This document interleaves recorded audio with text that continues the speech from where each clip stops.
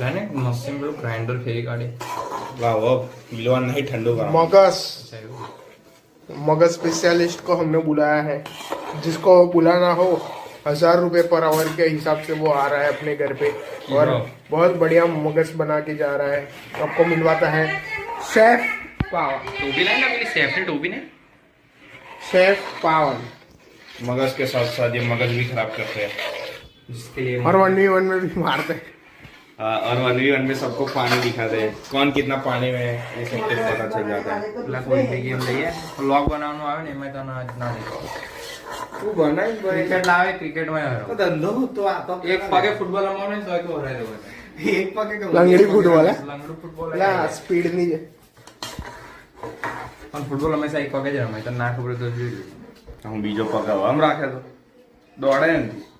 બીજો પગ આમ ના હોય ફૂટબોલ